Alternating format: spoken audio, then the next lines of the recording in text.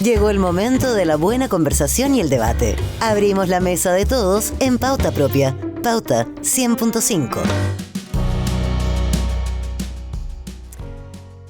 Bienvenidos a nuestra mesa de todos. Hoy día vamos a hablar del agro chileno, entre los varios temas que le tocan al Ministerio de Agricultura. El agro atraviesa probablemente uno de los momentos más desafiantes de las últimas décadas. Sequía estructural, eventos climáticos extremos, incendios forestales, presión sobre los mercados internacionales, exigencias sanitarias que son cada vez más estrictas y una discusión creciente sobre seguridad alimentaria y desarrollo rural que han marcado con fuerza la agenda. Y eso se suma a un contexto político y económico que es cambiante, donde el sector agrícola no solo es motor exportador, sino también un actor clave en el empleo regional, la innovación y también la cohesión territorial. En ese escenario, el Ministerio de Agricultura ha tenido que equilibrar urgencias, las emergencias climáticas, el apoyo a los pequeños productores, la reactivación después de varias crisis, con reformas también de mediano plazo en riego, sustentabilidad, fortalecimiento del mundo rural y modernización institucional. Promesas iniciales que convivieron con restricciones fiscales, con tensiones políticas y con un entorno internacional que decíamos era incierto. Vamos a conversar con la ministra de Agricultura, Ignacia Fernández, para revisar lo avanzado, lo pendiente y los desafíos que va a heredar la próxima administración de José Antonio Kast. Un balance que no solamente quiere mirar cifras, sino también el modelo de desarrollo agrícola que Chile quiere proyectar de aquí en adelante. Ministra Fernández, muy bienvenida a Pauta Propia. ¿Cómo está? Hola, Connie. Muchas gracias. Encantada de estar aquí. No pudo ser mejor tu síntesis de Oiga, pero lo que hemos hecho. Es una cosa grande. Yo no sé si nos va a alcanzar el rato que tenemos para abordar tanto, pero usted asumió no hace mucho tiempo el ministerio. Me imagino que eso es tremendamente desafiante. Subirse a un tren que va en movimiento no es fácil, aunque alguien diga, bueno, pero ya está más o menos la pega hecha. No, hay que seguir manteniéndolo en movimiento. ¿Cuáles eran para usted 3 prioridades que definió para su gestión? Uno tiene que ser un poco selectivo y establecer esas prioridades, ¿verdad?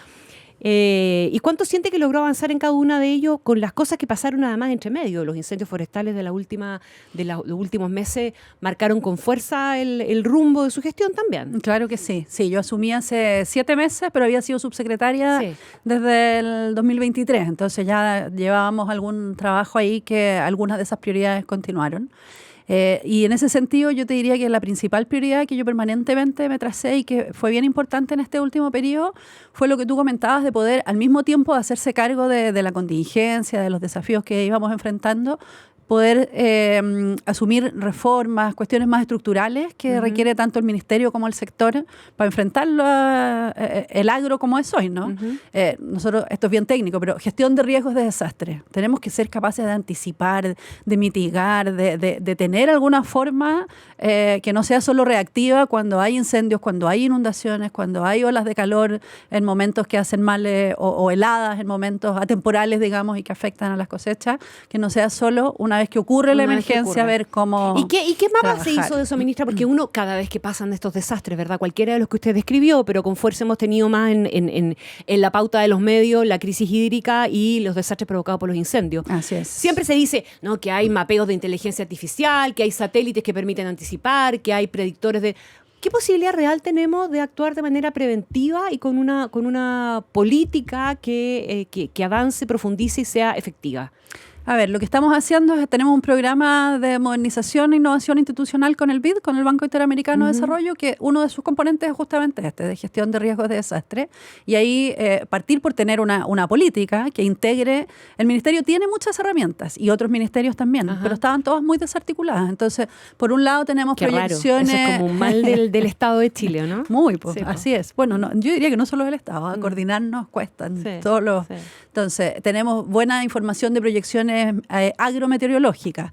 Tenemos buenos datos de, por ejemplo, de catástrofes frutícolas, de cómo se comporta el suelo, pero no juntábamos esas cosas. Entonces, poder mirarlas juntas y poder anticipar, por ejemplo, que si se vienen condiciones de altas temperaturas, es probable que las afectaciones sean más en tales lugares y a partir de ahí hablar con mayor fuerza, trabajar con mayor fuerza con los agricultores de esa zona para resguardar. Hay formas de resguardar para distintos tipos de emergencias de distintas formas, digamos, no sé, si vienen heladas, proteger los cultivos en el fondo tapando, digamos. Exacto. Si lo que vienen son incendios, no sé, resguardar a los animales, cubrir las viviendas alrededor de ellas, bueno, evitar hacer fuego, por cierto, pero despejar los alrededores de las viviendas, los cultivos, por ejemplo, no cultivar cosas que están secas en verano, por ejemplo, cereales cerca de las viviendas y poder poner ahí cultivos que son húmedos durante todo el año. En el fondo hay mecanismos, pero por cierto, en la medida en que uno es capaz de anticipar, de tener información sobre, por ejemplo, hay lugares donde habitualmente ocurren las mismas cosas,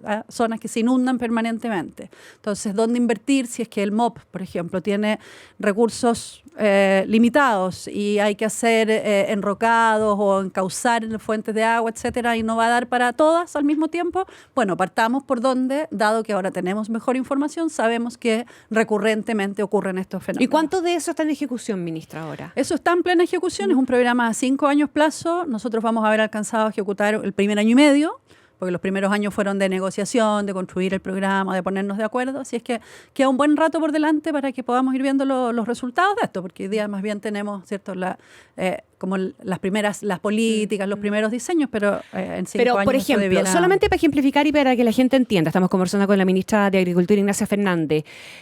Tuvimos recién los incendios en la zona centro-sur y un poquito más hacia el sur del país, que fueron tremendamente devastadores. ¿Qué de este modelo, de este plan de gestión preventiva, en el fondo, nos hubiera permitido llevar las cosas en otra dirección? A ver, en materia de incendios... Solo como... Sí. Lo que yo te estaba comentando apunta más bien a los otros riesgos. A los otros riesgos. Sí. Heladas, crecidas de agua... más bien los agroclimáticos. Pero para incendios también, bueno, por un lado tenemos mucho avance en términos de combate y en materia de prevención y mitigación, sobre todo, la principal apuesta que hemos hecho como gobierno ha sido el proyecto de ley de prevención y mitigación de incendios forestales, que está en su último trámite. La próxima semana debiera verse en la sala de la Cámara de Diputados y si todo sale bien, ir a ley. Ese es nuestro propósito. Y ese proyecto hace cosas como lo que te decía recién cuando ponía este ejemplo de, por ejemplo, poder hacer recomendaciones en el fondo son planes de manejo, ¿no? Cómo manejar de mejor forma tanto los sectores forestales como agrícolas, de manera tal de que sean que el impacto de los incendios sobre ellos sea menor fundamentalmente. Se ha discutido mucho si este es un proyecto de prevención o de mitigación, que también parece... una mezcla de las dos cosas. Es una mezcla de las dos, pero mucho de mitigación, en el sentido de que... en el fondo no podemos luchar contra las olas de las temperaturas que tenemos, pero sí podemos hacer que cuando ocurren incendios podamos apagarlos más rápido, combatirlos más rápidamente, que es lo que hemos hecho poniendo más recursos y que tengan menos impacto justamente sobre... Ahora, ese impacto... La otra vez me acuerdo, en el momento que fueron los incendios, uno conversaba y veía mucha experiencia comparada también, ¿verdad?, de países que han hecho planes que incluyen no solamente cuestiones como las que usted nombra, que tienen que ver con su ministerio, o incluyen otras que tienen que ver, por ejemplo, el diseño y los materiales de construcción de las viviendas. Así es.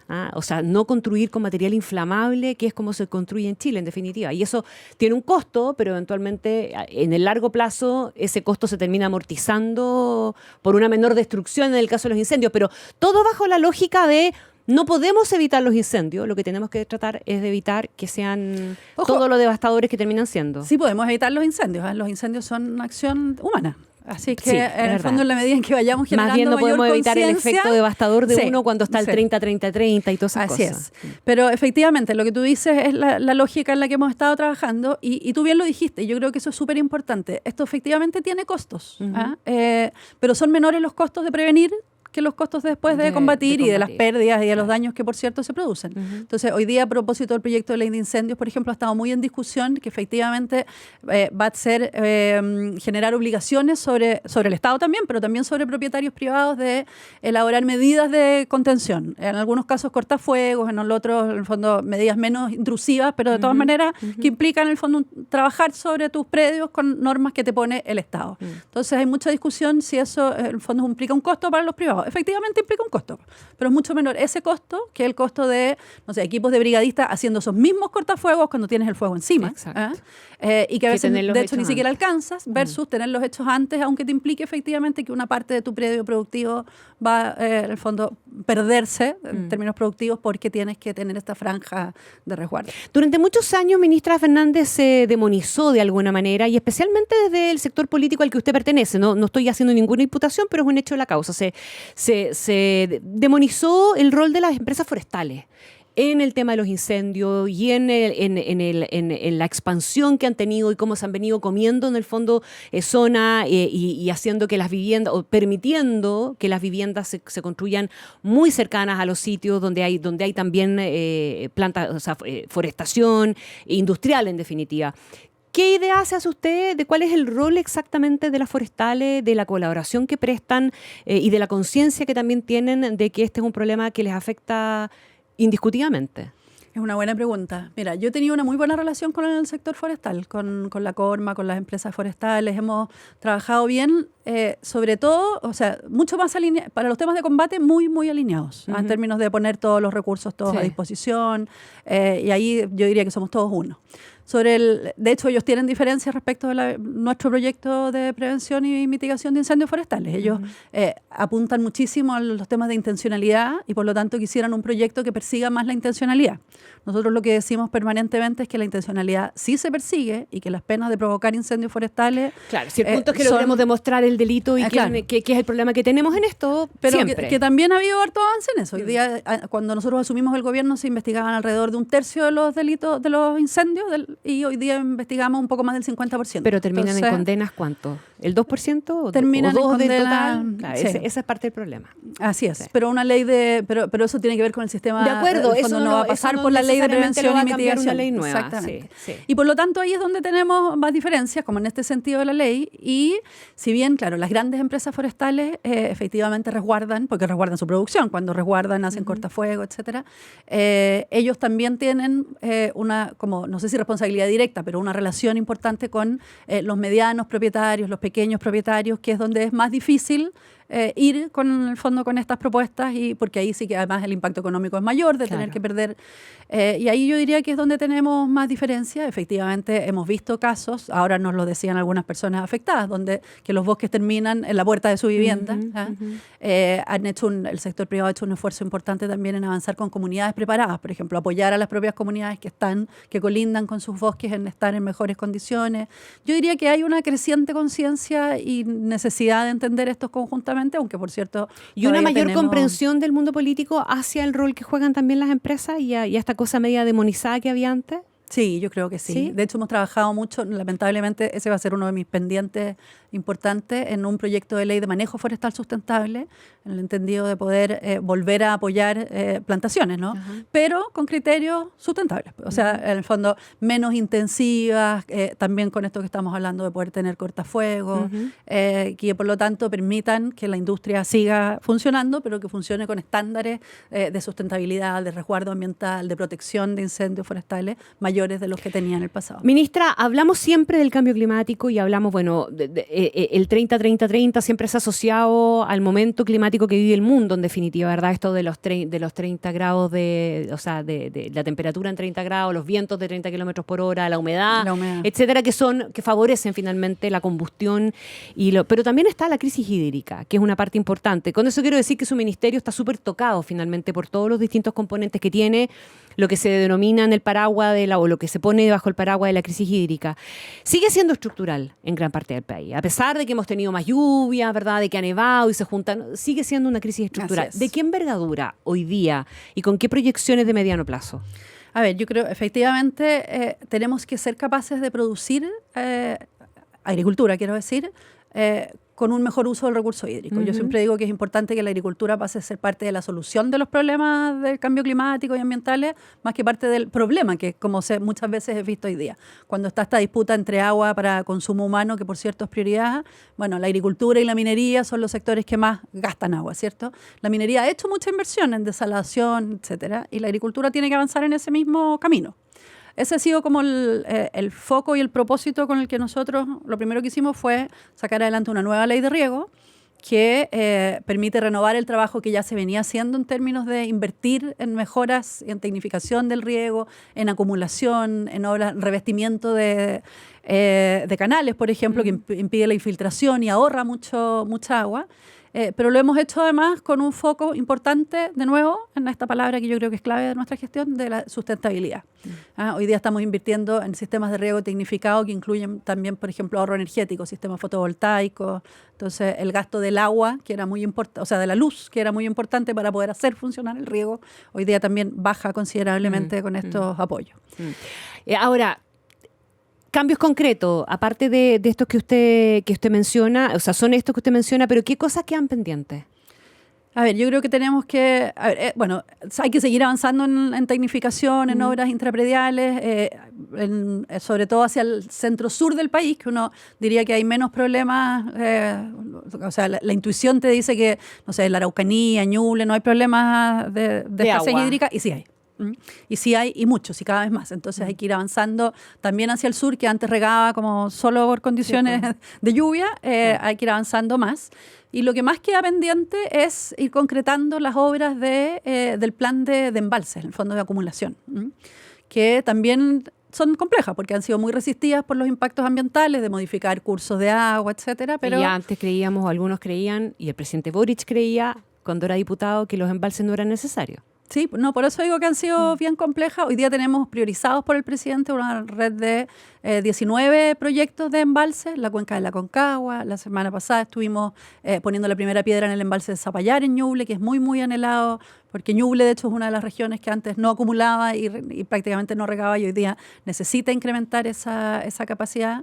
Estamos hablando de embalses de un poco menor tamaño de los que se hacían en el pasado, justamente porque su impacto climático, o sea, ambiental es menor, si son de un poco menor tamaño, pero ciertamente son obras necesarias, y la continuidad de esto, porque son procesos, ¿no?, de que prefactibilidad, factibilidad, primera piedra, son procesos largos, pero hay que darles continuidad. De nuevo, un poquitito una pregunta medio política, ministra, que tiene que ver de alguna manera con la que le hice antes con el tema forestal y la industria forestal. En el tema del agua también había hartos componentes que eran muy determinantes en el discurso del sector del oficialismo hoy día. Esta idea de que Chile no necesitaba embalse, ¿para qué si no llovía finalmente, verdad? O esto de satanizar también o demonizar, decíamos antes, a las empresas forestales, en el tema del agua también, a las mineras, a los grandes agricultores, a los que plantaban palta en el norte, y una larga lista de etcétera. No quiero que nos detengamos uno a uno, sino más bien en el concepto de nos están quitando el agua y ellos son los malos y nosotros somos los buenos. ¿Cuánto también cree usted que en la práctica, en la gestión, en el ver la realidad y en las dinámicas que se van generando, ese tipo de concepciones que son más ideológicas finalmente también se van aterrizando? Sí, yo creo que eso es así. Bueno, yo personalmente nunca tuve esa visión. Pero usted sabe que muchos no, sí. Sí, por claro. cierto. O sea, es cosa de revisar las propuestas de la Convención Constitucional para recordar cuáles eran las posiciones. Pero mira, yo me quedo con que este gobierno ha logrado construir un buen equilibrio con el paso del tiempo, y estamos cerrando un gobierno que ha logrado construir un buen equilibrio entre el resguardo muy necesario, por cierto, de la naturaleza, en el fondo, de todo lo que tenga que ver con evitar que el cambio climático siga avanzando y, por lo tanto, intervenir en condiciones acotadas el medio natural, pero sin que ello sea un freno para la actividad económica, que tiene impactos muy importantes también sobre, no solo sobre la gran industria ni agrícola ni forestal, sino que también sobre las condiciones de vida en el medio rural. Y del otro lado también las distintas industrias que pueden afectarnos en toda esa materia también han incorporado el componente de sostenibilidad, en el entendido de que si no lo tienen incorporado tampoco funcionan en el largo plazo. Así es, yo creo que cada vez más los estándares internacionales, por ejemplo, para la agroexportación, aumenta la exigencia. te ponen un componente de sostenibilidad muy importante para algunos mercados más que para otros. Entrar a la Unión Europea sin altos estándares de sostenibilidad es imposible. De hecho, nuestra agenda de exportadoras le hemos llamado de competitividad agroexportadora sustentable. En el fondo, yo creo que es perfectamente hacer ese equilibrio. Hay, por cierto, tipos de cultivos que son más reacios, que la palta, por ejemplo, que tú la mencionabas, consume mucha agua, y por lo tanto ahí nuestra apuesta sería más bien, en el fondo, ser menos intensivo, ¿cierto? Y poder combinar esos cultivos con otros. Y la industria tiende, en el fondo, a preferir, obviamente, el monocultivo de palta porque es más rentable. Claro, ahí es, pero en términos generales yo diría que hemos hecho...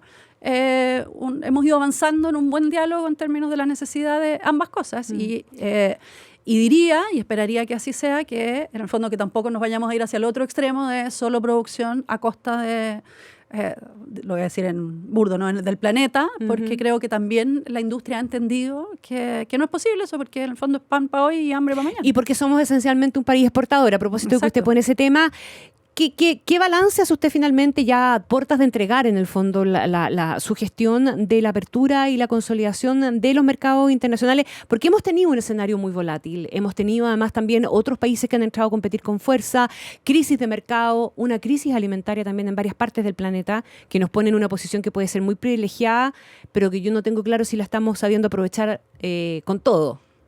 Yo diría que sí, que la estamos sabiendo aprovechar. A pesar de que los primeros años fueron años complejos, porque las condiciones internacionales eran muy complejas, cuando nosotros asumimos el gobierno, los precios internacionales de, no sé, fertilizantes, insumos para la agricultura estaban por las nubes, a propósito de la guerra en Ucrania, de la salida de la pandemia, entonces fueron años muy difíciles. Esas condiciones se fueron normalizando. Y en paralelo, yo diría que tanto por acción, por cierto, del sector privado, pero también por un impulso muy fuerte desde el Estado a través de nuevas agregadurías agrícolas y un trabajo en el fondo, de aperturas de nuevos mercados, nuevos productos en distintos, tanto países como en los mismos países, productos adicionales, han hecho posible un crecimiento bien sostenido de la agenda agroexportadora. El año 2024 fue un año récord. Histórico, en un número, en volumen, 20.500 millones solamente de exportaciones agrícolas. El año 2025 todavía se está cerrando la cifra, un poco menos que el 2024, que había sido, como te digo, récord histórico, pero con muy buenas cifras para uva de mesa, para manzanas, paltas, avellanas, incluso para las cerezas, que ahora están atravesando por un momento más complejo. Si uno mira el periodo entero del 22 al 25, aumentaron en un 36% en sus exportaciones. Entonces, los resultados. Pero ya no va a volver a ser el mundo de la exportación de la cereza lo que era antes, ¿o no? Es probable que las cerezas, lo que pasa es que las cerezas, en particular las cerezas, tienen en el fondo una dependencia muy fuerte de un solo mercado, que es el mercado chino. Sí. Y justamente cuando te decía en el fondo ir avanzando en aperturas, de lo que se trata es de eso. Nosotros en estos años hemos concretado alrededor de 70 nuevas aperturas sanitarias. Miel a Brasil, naranja a México, por ponerte algunos ejemplos para entender qué es esto de aperturas, ¿no? En el fondo es mercados que antes no recibían algún producto nuestro, que hoy día sí lo están recibiendo y que, por cierto, en la medida en que vayamos ampliando nuevos mercados también para las cerezas, vamos a ir disminuyendo esa dependencia que tiene China, que si bien es un país muy grande, es un mercado que ya está muy copado de cerezas. Entonces, estamos conversando, recuerdan, en la mesa de todos con la ministra de Agricultura, Ignacia Fernández. Ministra, decíamos al comenzar, ¿verdad? En la descripción que decíamos que el sector agrícola además es un sector muy intensivo en empleo, en mano de obra, en empleo, y también es muy intensivo en el empleo de migrantes. De hecho, hemos escuchado al presidente de la SNA defender la opción de no, esta idea de expulsar migrantes, ¿verdad? Que no estén necesariamente regularizados, sino más bien pensar en regularizarlos para que se mantengan como una fuente de empleo, porque entre otras cosas el chileno probablemente ante la fuerza de la llegada del mundo migrante se desplazó del sector agrícola, ya no quiere necesariamente volver a trabajar en ese lugar. ¿Cómo ve usted ese tema, el tema del empleo en el sector agrícola y el factor migratorio, probablemente también como un desafío para el gobierno que viene? Sí, yo creo que es un desafío importante porque vamos a seguir requiriendo, me parece que está bien que así sea, trabajo migrante en la agricultura. Durante estos años el empleo en el sector agrícola aumentó en un 4,2%. Eso quiere decir que hay más personas empleadas en la agricultura de las que las había al principio del gobierno. Cerca de 610.000 personas ocupadas en la agricultura en forma permanente. Pero claro, estas son las cifras que tenemos de empleo formal. Ajá. Y también sabemos que, lamentablemente, este es uno de los sectores donde las cifras de informalidad son más altas. Eso yo creo que es lo que hay que trabajar en revertir. Bajar los niveles de informalidad, porque sabemos que la informalidad trae condiciones precarias. Ahora, ahí hay un círculo. ¿Cómo describe usted esa informalidad? Porque parecería de afuera un círculo vicioso, finalmente, ¿verdad? O sea, llega el trabajador migrante irregular a pedir pega, dice así nomás porque estoy irregular y me pueden echar, y eventualmente a algunos empleadores les favorece contratar a alguien así porque les sale más barato. Entonces, ¿dónde se corta ese círculo?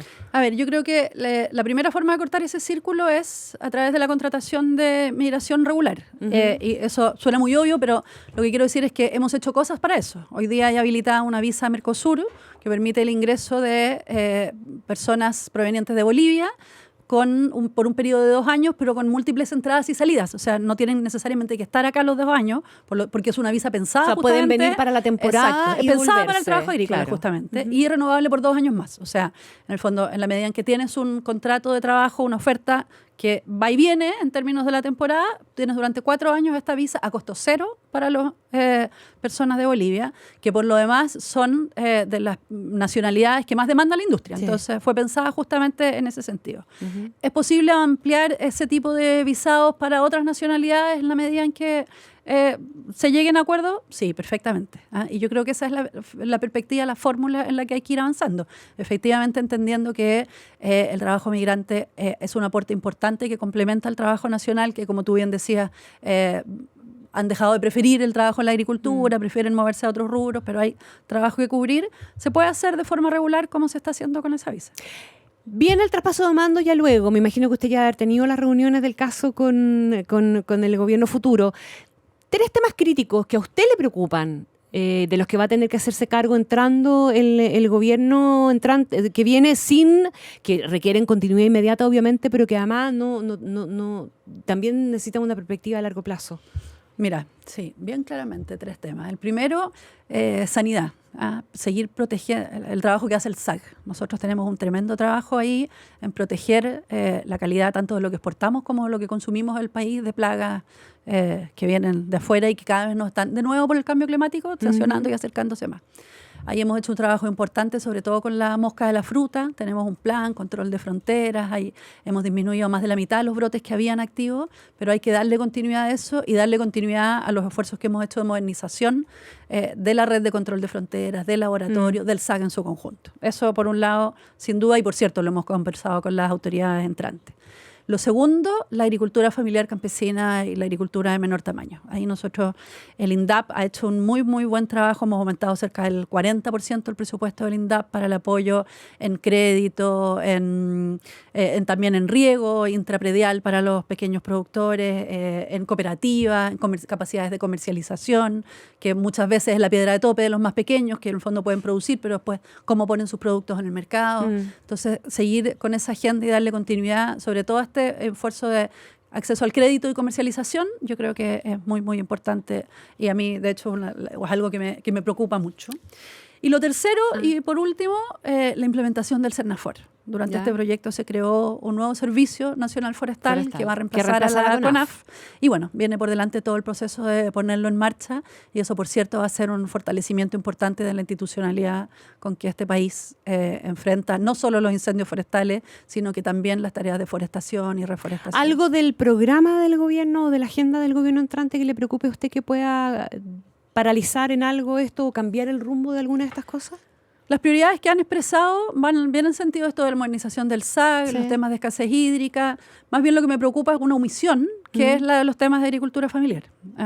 No es que tengan un programa, que hayamos escuchado un programa distinto, pero no es una agenda que se escuche presente y yo creo que es bien importante tenerla presente, no solo por el impacto que tienen sobre el desarrollo rural, sobre la vida de regiones enteras, donde hay mucha agricultura de pequeña escala, sino de nuestra seguridad alimentaria. El grueso de lo que consumimos nosotros en el mercado nacional, en hortaliza, fruta puede que menos, pero hortaliza viene de la agricultura familiar, entonces hay que generar condiciones para fortalecerla también. Quiero darle las gracias a la ministra de Agricultura, Ignacia Fernández, por haber participado hoy día en esta mesa de todos en Pauta Propia. Muchas gracias. Muchas gracias. Suerte, ministra, en todo. Muchas gracias. Cerramos hoy día. Que tengan un excelente resto de la jornada. Quédense en Pauta 100.5.